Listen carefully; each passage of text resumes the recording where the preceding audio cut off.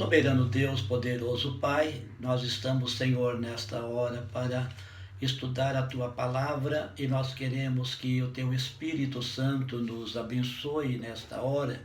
Guarda-nos, Senhor, de fazer sempre a Tua vontade e revela, Senhor, os Teus planos para os nossos corações.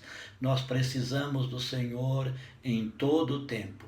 Abençoa, Senhor, nesse primeiro vídeo sobre, Senhor, estudo da palavra para a escola bíblica e pedimos, ó Deus, a direção do Senhor para a glória de Jesus. Amém.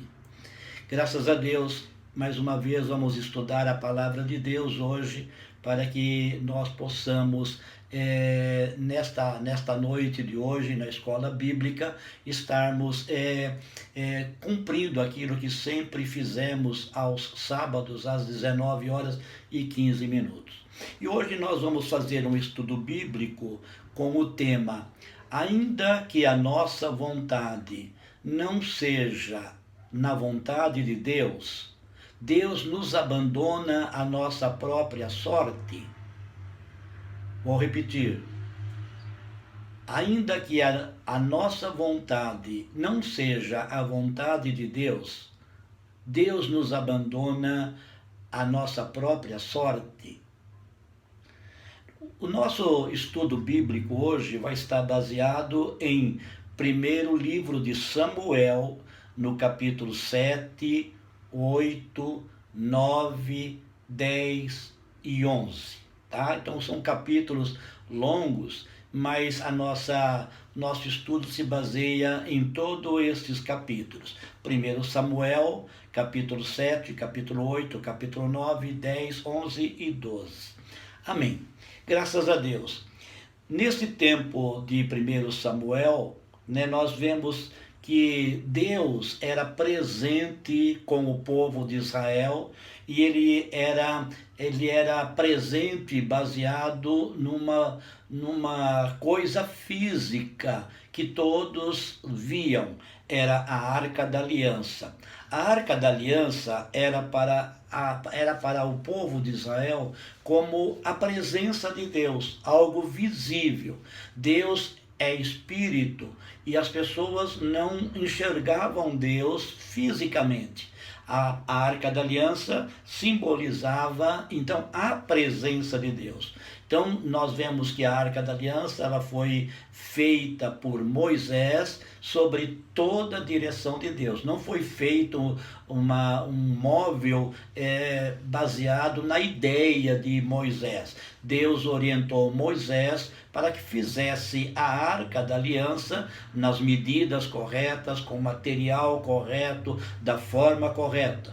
Assim como Deus orientou Moisés para que construísse o tabernáculo no modelo que Deus mostrou a Moisés. Então, como a Arca da Aliança era a forma física, humana, visível para o povo de Israel da presença de Deus, a Arca da Aliança era então algo muito sublime, algo muito santo, algo muito especial, tanto que ninguém podia tocar na Arca da Aliança a não ser determinadas pessoas estipuladas por Deus. O que era a Arca da Aliança? A Arca da Aliança era um móvel que ele tinha a composição desse móvel em madeira, revestido de ouro. E a tampa desse móvel, que era o tipo de uma caixa, a caixa é um modo muito simples de nós imaginarmos a Arca da Aliança. Era tipo de uma caixa de madeira revestida de ouro, e a tampa desta caixa, a tampa deste móvel, era ouro puro batido, e em cima havia a figura de 2 querubins. O que continha dentro desta arca? Continha dentro desta arca as tábuas dos 10 mandamentos que Deus dera a Moisés, e também continha a vara de Arão e também continha o maná que Deus fazia chover todos os dias da semana para o povo de Israel comer deste maná lá no deserto. Todos os dias, de segunda, de domingo a sexta, porque no sábado não chovia o maná. Então, na sexta eles recolhiam o maná para a porção para 2 dias, e para que no sábado não tivessem que o trabalho de eles recolherem maná, porque o sábado é o dia do descanso do Senhor.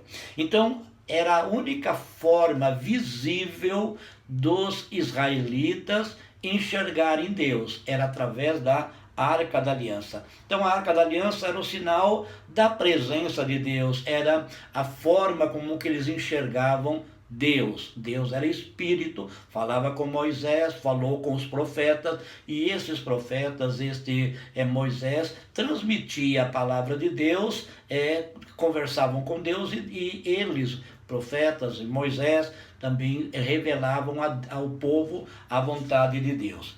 Nesse tempo de Israel, então nesse tempo de 1 Samuel capítulo 7 até o 12, nós vamos ver que Israel era governado diretamente por Deus. E nós vemos Samuel nesse tempo como um juiz de Israel, além dele ser um homem que conversava com Deus e transmitia as mensagens de Deus para o povo. Samuel também era um juiz de Israel. Como que eram os juízes? Os juízes, eles não só orientavam a respeito das coisas de Deus para o povo, mas também eles governavam o povo.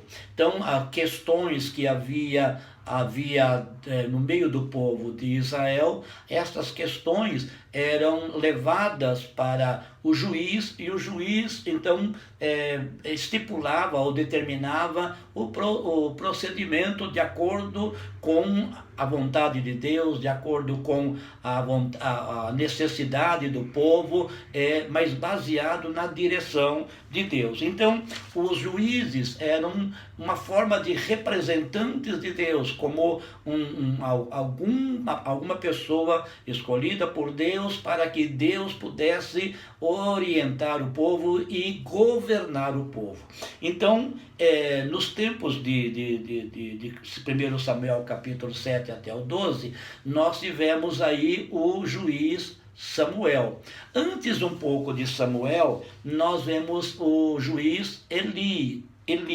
Eli foi um homem também que julgou Israel, e nós vemos na palavra de Deus que Eli, já com 98 anos, ele teve alguns problemas com os filhos dele.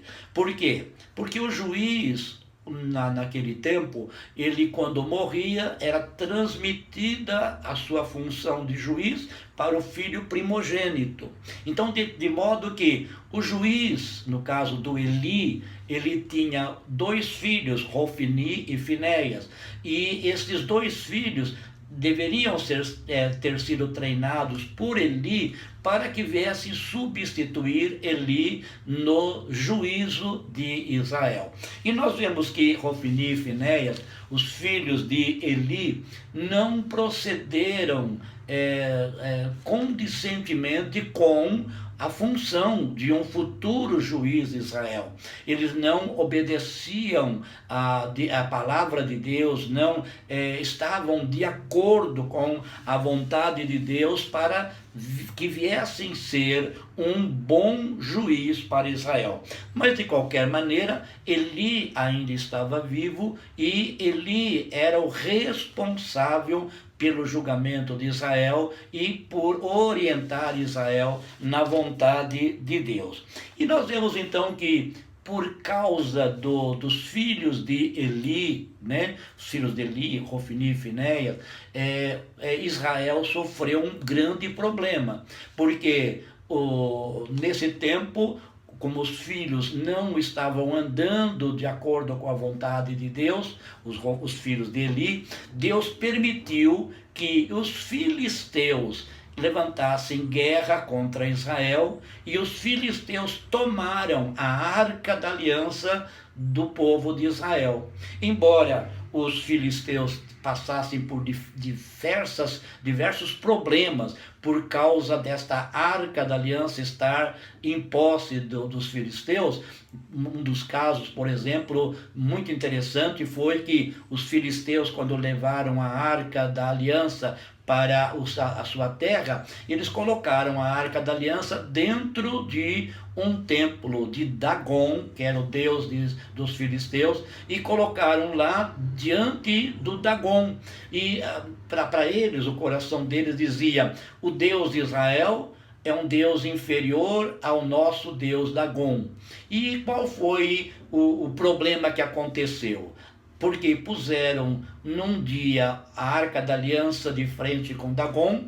No dia seguinte, quando eles foram entrar no templo de Dagon, onde estava a imagem de Dagon?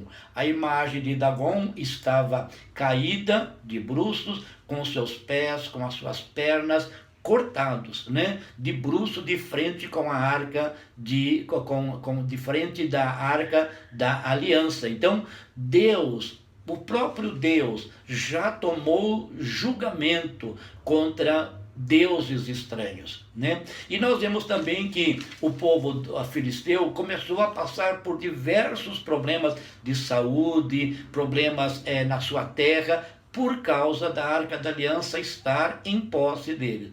De modo tal que, quando o povo de filisteus tomou a arca da aliança, morreram os filhos de Eli e morreu o próprio Eli. Aí veio a substituir o Samuel. Samuel, que começou a governar pela direção de Deus o povo de Israel, o juiz em Israel. Samuel andou nos caminhos do Senhor. Samuel foi um excelente juiz e também foi um excelente homem que ouvia de Deus e transmitia a vontade de Deus para Israel.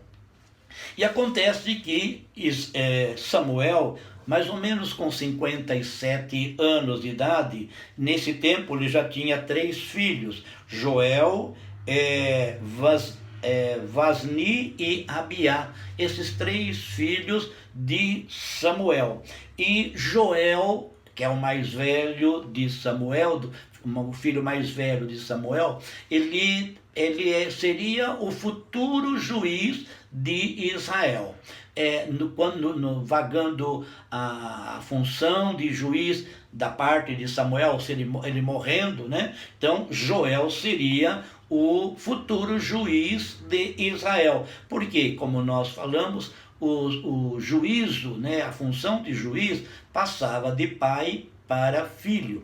Então Samuel tinha o filho Joel, primogênito, que seria o futuro juiz de Israel. Porém, os filhos de Samuel, igual os filhos de Eli, também não estavam andando corretamente diante de Deus. Embora os pecados dos filhos de Eli fossem um pouquinho diferente dos pecados dos filhos de Samuel, né?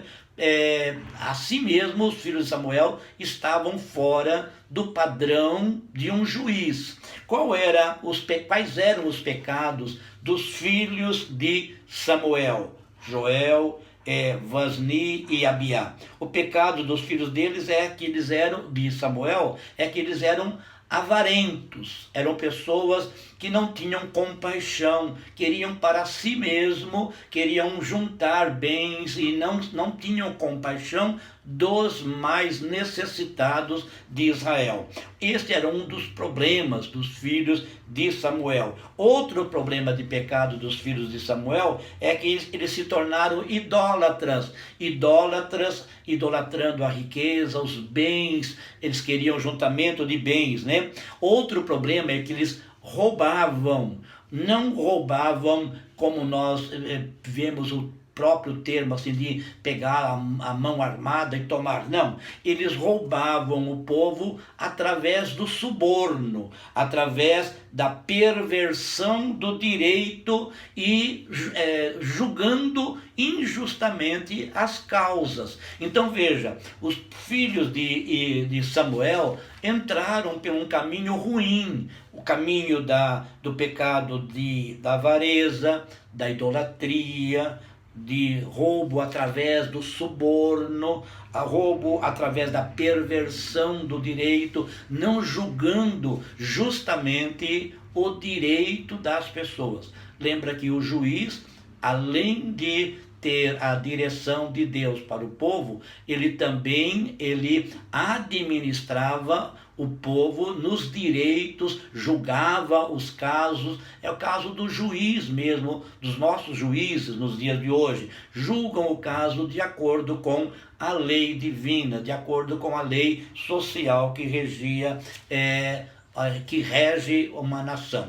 Muito bem, Israel, então, vendo os filhos de Samuel que não estavam de acordo com o direito humano, de acordo com a vontade de Deus, julgando justamente as causas. Então o povo de Israel se cansou dos juízes. E vendo Samuel já de uma certa idade, ele tinha mais ou menos seus 57 anos, e ele não tinha o controle também sobre os filhos dele, então Samuel se cansou desta situação. Eles não tinham um governante, eles não tinham a garantia de que teriam um governante bom no futuro, olhando para a família de Samuel. E eles também não poderiam mudar a forma de administração de Deus, porque Deus administrava o povo, Deus era o rei, e Deus então instituiu o juiz, e o juiz é que administrava a nação, na terra, a nação de Israel.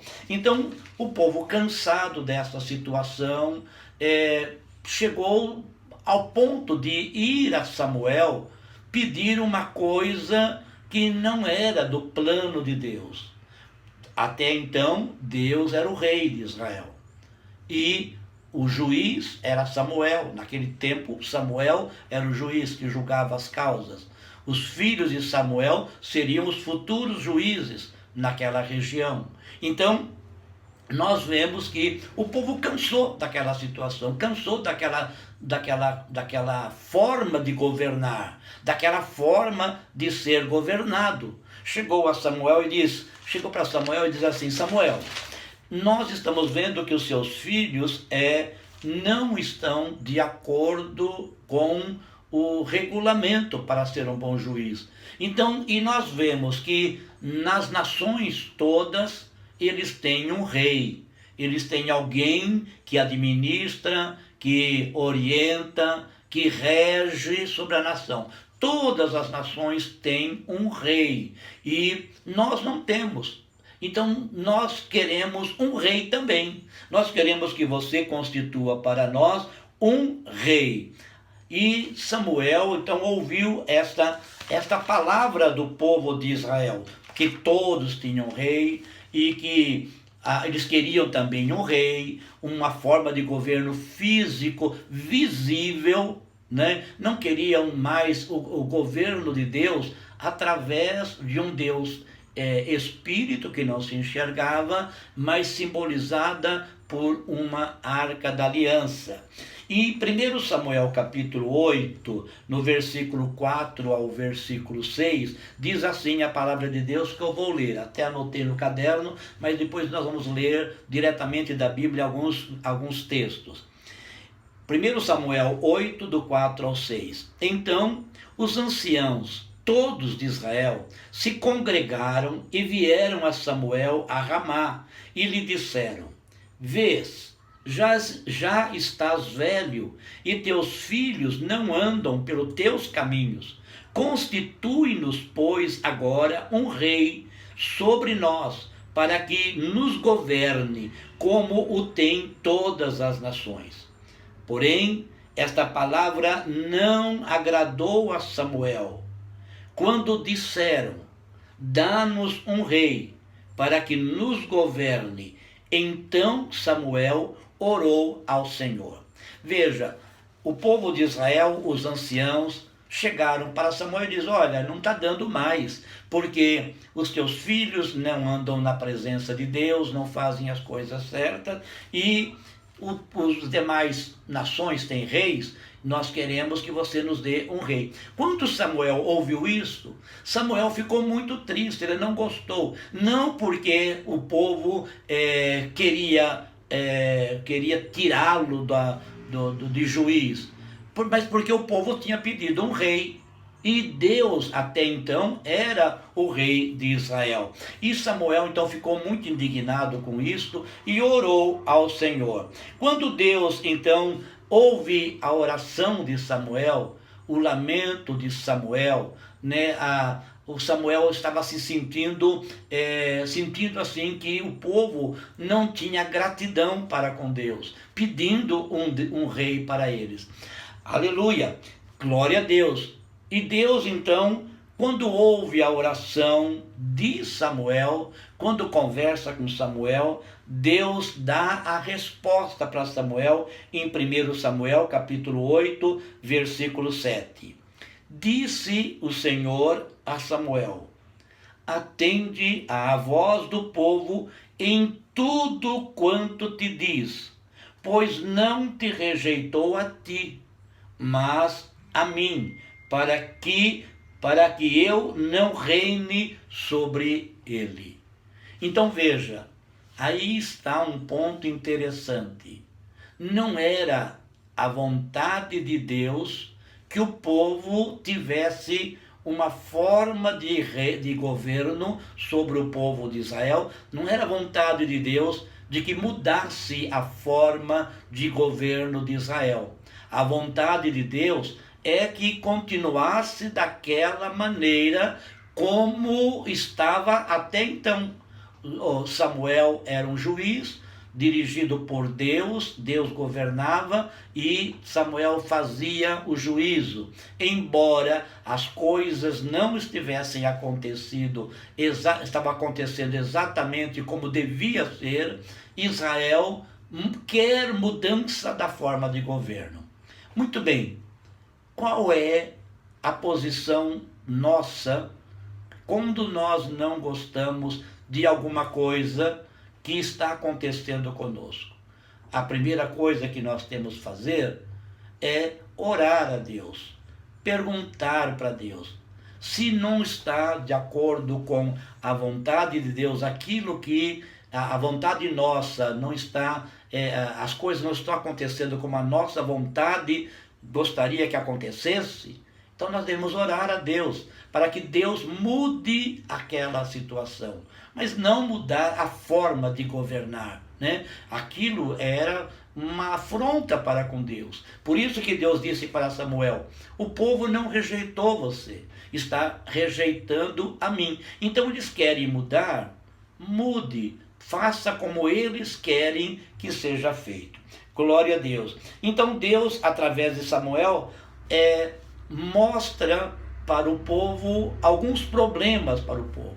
Veja, Deus ali, nesta hora, fala para Samuel: o povo não rejeitou você, está rejeitando a mim. Mas diga para o povo uma coisa, uma coisa que eles devem saber antes de mudar.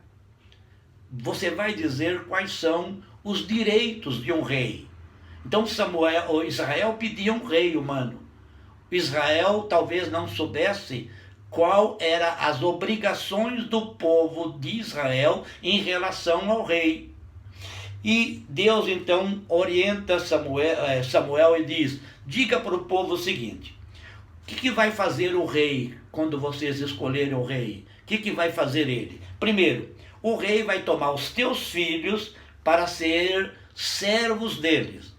O rei vai pegar os seus filhos, vão colocá-los no serviço do rei, vão colocar os seus filhos como soldados, como pessoas para guerrear contra nações quando se levantarem contra vocês. O rei, além de pegar os seus filhos, colocá-los como como servos, como empregados deles, e de fazer com que seus filhos se tornem soldados. Ele vai colocar chefes sobre vocês para lavrarem os seus campos, vão colher o fruto daquilo que vocês plantaram, do melhor vai trazer para o rei, vão fabricar armas de guerra, eles vão fazer carruagens de guerras, o rei vai tomar as suas filhas para serem servas dele na perfumaria, na casa do rei, vão fazer a higienização, vão fazer a alimentação do palácio, daqueles que governam juntamente com o rei, porque o rei não vai governar sozinho, ele vai ter equipes para governar a nação inteira. O rei vai pegar o melhor da vossa lavoura, vai dar para os seus servos. Então, vocês vão plantar, colher, vão ter um fruto bom, mas o melhor o rei vai pegar para ele e para aqueles que estão na liderança do reino. Então, tomarão os seus jovens para si, fará como ele quer. Então, não é assim que está acontecendo no reinado aonde Deus está. Mas quando vocês colocarem um rei humano, como as nações têm, tudo isto o rei vai fazer com vocês, que hoje não acontece no meio de vocês.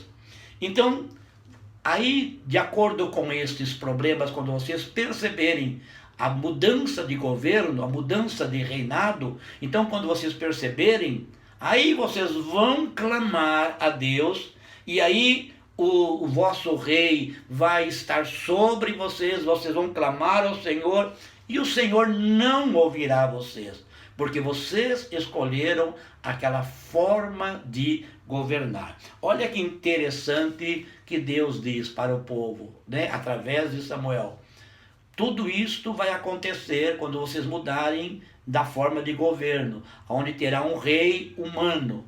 O rei vai fazer tudo isto, vai pegar o melhor da sua terra, o melhor da sua colheita, vão pegar o melhor dos seus filhos para ele e para a administração do governo. Além de instituir guerra, de fazer armas de guerra, tudo isso. Além disto, vocês vão estar tristes, porque vocês vão estar sobre um governo humano, e vocês vão perceber o erro, e vocês vão chorar, e vocês vão clamar a Deus, e Deus não poderá ouvir vocês. Foi uma escolha que vocês fizeram. Diante de tudo que Samuel falou para o povo ouviu, analisou, e o povo responde para Samuel: não, mas nós teremos um rei sobre nós, para sermos igual às outras nações. Não, mas teremos um rei sobre nós, para sermos igual a outras nações. Foi essa a resposta do povo de Israel para Samuel, quando Samuel, dirigido por Deus, orienta o povo das consequências da mudança de governo. Diante desta resposta do povo, definitivamente querendo a mudança de governo, aí Deus então diz a Samuel: olha, atende a voz do povo e estabelece um rei. A partir daí, Deus então resigna-se à vontade do povo de Israel. Quando Deus ouve um pedido nosso, uma vontade nossa, embora não seja da vontade de Deus, será que Deus nos abandona à nossa própria sorte? O que você acha? Se eu escolher alguma coisa para dirigir a minha vida, para orientar a minha família, ou se nós brasileiros escolhermos uma outra forma de governo, será que Deus nos deixa à mercê da nossa sorte? É uma questão que nós vamos, é a questão do nosso estudo hoje. Aleluia, glória a Deus. E esta é a primeira parte deste estudo. Já já volto com a segunda parte do estudo, para não ficar muito cansativo e você ter a oportunidade de pensar nesta pergunta. Se eu escolher alguma coisa que não esteja na vontade de Deus, Deus vai me abandonar à minha própria sorte? Pensa nisso.